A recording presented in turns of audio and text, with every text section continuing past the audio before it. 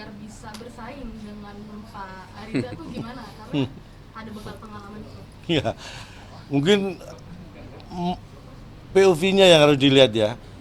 Yang bersaing itu sebenarnya bukan saya. Ya,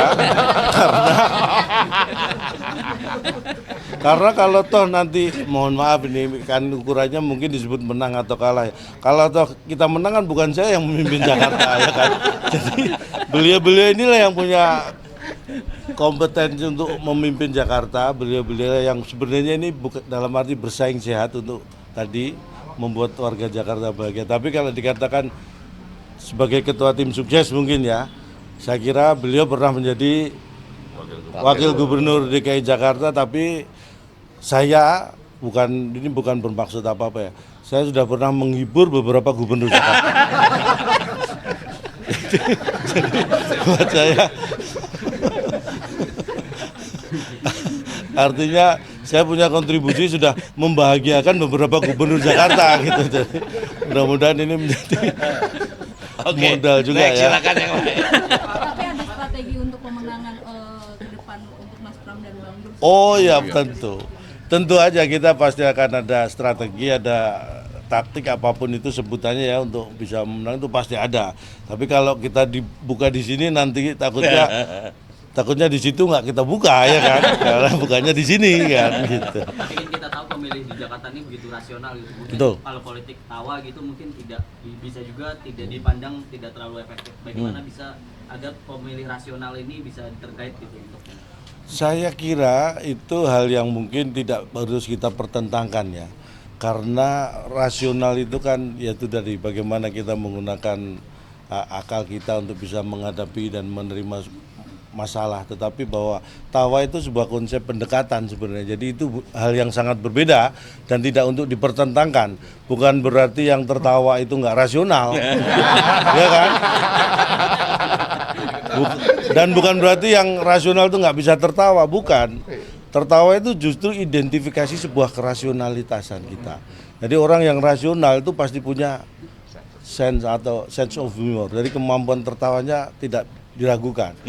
Nah, tapi yang rasional itu bisa kita gunakan untuk mengontrol ketawa.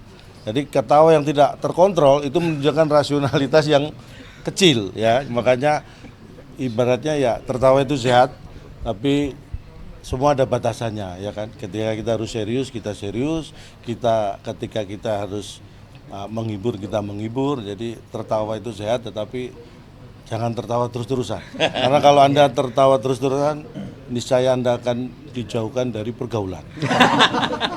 Oke teman-teman, terima kasih ya. Monggo Cak, tengah Cak. Terima kasih.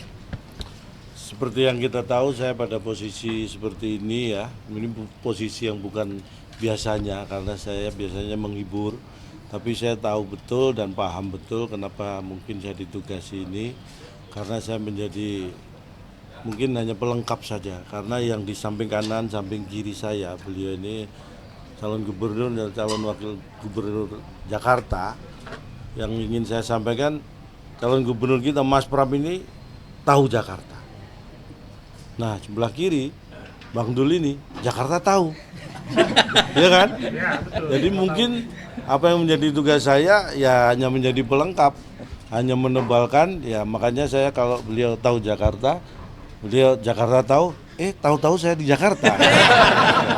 Nah, tapi yang ingin kita sampaikan bahwa Mas Pram, Bang Dul punya tujuan yang sama. Ini tujuan besar, tapi harus kita detilkan sedetilnya bahwa tujuannya adalah membuat warga Jakarta bahagia. Dan tugas saya adalah bagaimana supaya tujuan dari Mas Pram dan Bang Dul membuat warga Jakarta bahagia ini bisa segera diwujudkan. Makanya kita ingin dalam mencapai membahagiakan warga Jakarta pun kita gunakan dengan cara-cara yang bahagia. Karena dengan cara bahagia dan dengan orang-orang yang sudah bahagia seperti Mas Pram dan Bang Dul inilah, maka kita punya modal untuk bisa membuat warga Jakarta bahagia. Mungkin itu garis besarnya yang bisa saya sampaikan. Ke depannya kita akan berjuang bersama untuk membahagiakan warga Jakarta. Oke, Monggo. silakan kalau ada mau tanya. Mungkin sudah ada akan mengajak public figure lain untuk gabung ke tim ini, dan apakah tadi udah ada pembahasan? Visi dan misi sudah ada pembahasan karena sudah kita juga pasangan yang lebih awal ya merumuskan visi misi dan menyampaikan visi misi itu. Jadi kalau tadi kaitannya dengan apakah public figure dan sebagainya, justru banyak sekali teman-teman yang menghubungi saya secara pribadi untuk ingin bergabung di tim ini untuk membantu memenangkan Mas Pram dan Bang Dul untuk membahagiakan warga Jakarta. Jadi banyak sekali, tentunya itu akan jadi pertimbangan kita, tapi yang pertama adalah bahwa itu mewujudkan bahwa support dari teman-teman itu sangat luar biasa. Itu yang modal yang kita butuhkan juga. Cukup ya? Cukup? Gubernur ya, dan mantan wakil gubernur Pak Jarod dan juga Pak Ahok. Nah ini nanti pas saat kampanye apakah akan juga turun ke lapangan nggak sih? Jadi saya sudah berkomunikasi dengan Pak Ahok dalam waktu dekat ini, di minggu depan ini, saya dan Bang Dul akan bertemu dengan Pak Ahok. Tepatnya Pak Ahok yang menentukan. Termasuk dalam minggu ini juga kami akan bertemu salah satu tokoh itu yang mengaturnya. Dengan Mas Anies kami sudah mengajukan dan kelihatannya akan bertemu dengan Mas Anies yang terakhir. Jadi urutannya memang Bang Foke, Bang Yos, Pak Ahok, kemudian Mas Anies. Bahkan saya sudah menyampaikan kepada mantan gubernur Jakarta sebelum Pak Ahok, yaitu Pak Jokowi, tentunya kami akan bertemu beliau kalau beliau sudah tidak menjabat sebagai presiden setelah tanggal 20 Oktober. Jadi semua mantan-mantan gubernur pasti kami temui, dan kami juga dalam kesempatan ini ingin menyampaikan untuk tempat tim kampanye kami adalah di sini, di Cemara ini.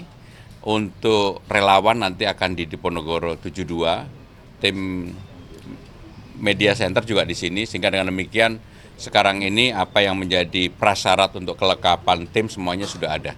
Ya, cukup ya. Pak, tapi Pak Ahok akan dilibatkan dalam kampanye nggak sih Pak nanti depannya? Pak Ahok nggak usah dilibatkan aja, pasti terlibat. Ya, makasih ya, karena ada acara lagi.